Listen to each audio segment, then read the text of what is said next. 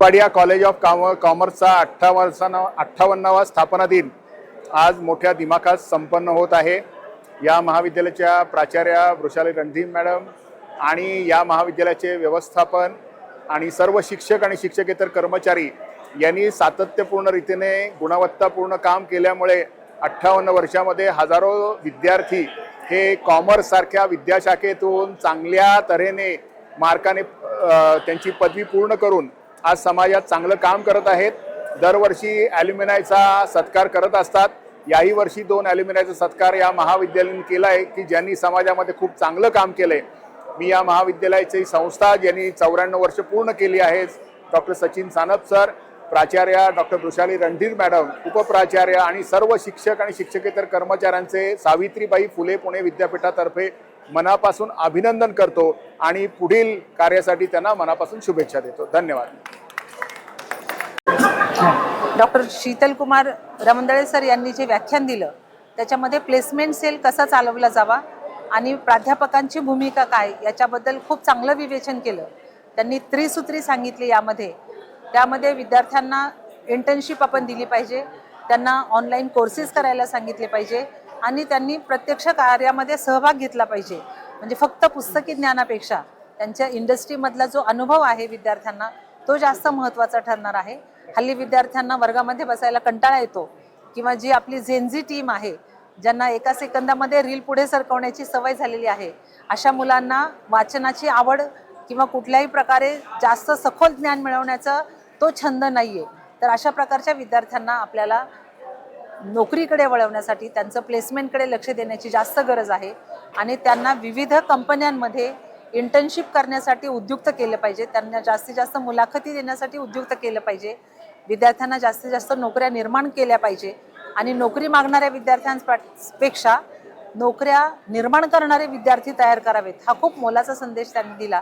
आणि त्यांचे व्याख्यान हे नेसवाडिया वाणिज्य महाविद्यालयासाठी तर दिशादर्शक आहेच, त्याचबरोबर NEP न्यू एज्युकेशन पॉलिसीमध्ये जे काही नवीन नॉर्म्स आलेले आहेत त्यामधून सर्वच महाविद्यालयांना हे व्याख्यान उपयोगाचं ठरणार आहे।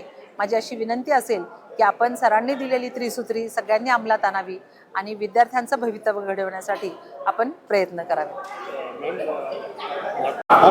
नेसवाडियाचा आज 58वा वर्धापन दिन साजरा करत असताना मला आमंत्रण दिल्याबद्दल मी सगळ्यांचे पहिले अभिनंदन करते आणि शुभेच्छा देताना नेसवाडिया याला 58 वर्ष पूर्ण झाली।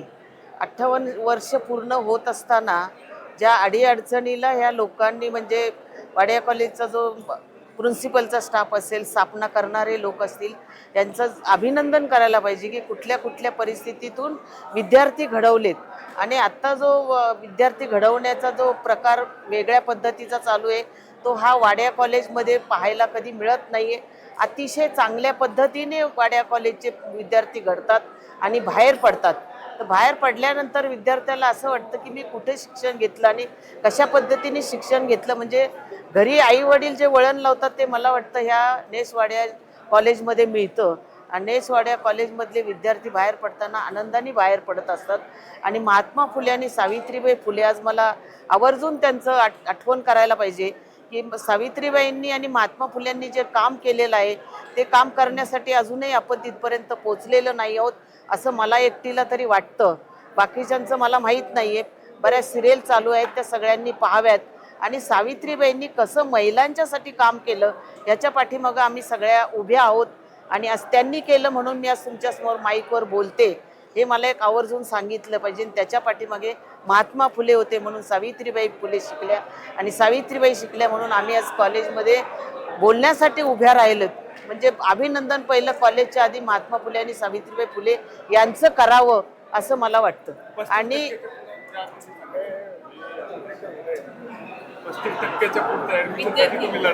हां, आणि ह्या कॉलेजमध्ये एक वैशिष्ट्य सांगायचं म्हटलं तर इथं कॉस्मोकॉलिटीचे लोक सगळे राहतात। समोर आमच्या ताडीवाला रोड आहे, इकडे येरवड आहे, कोरेगाव पार्क आहे, मंगळवार पेठ, सोमवार पेठ ह्या भागातले 35% विद्यार्थी हे आमच्याकडे यायचे, कारण आम्ही वाडिया कॉलेजच्या जवळ राहतो, ढोले पाटील रोडला। मी ढोले पाटील बोलते, माजी आमदार कमल ढोले पाटील बोलते, कारण इथं ॲडमिशन येताना 34% ते 35%ची मुलं विद्यार्थिनी आम्ही इथं ॲडमिशन घेण्यासाठी यायचो, त्यावेळेला सुद्धा आमचे खटके उडायचे प्रिन्सिपलशी. परंतु ते खटके उडत असताना विद्यार्थ्यांचं चांगलं होत असताना आम्ही एक पाऊल मागे सरकायचो. नवरा आणि बायको विलास ढोले पाटील माझे मिस्टर, माझी महापौर, मी 15 वर्ष कॉर्पोरेशनमध्ये नगरसेविका होते, 5 वर्ष आमदार होते. हे सगळं सावित्रीबाईंच्या मुळे झाले. धन्यवाद.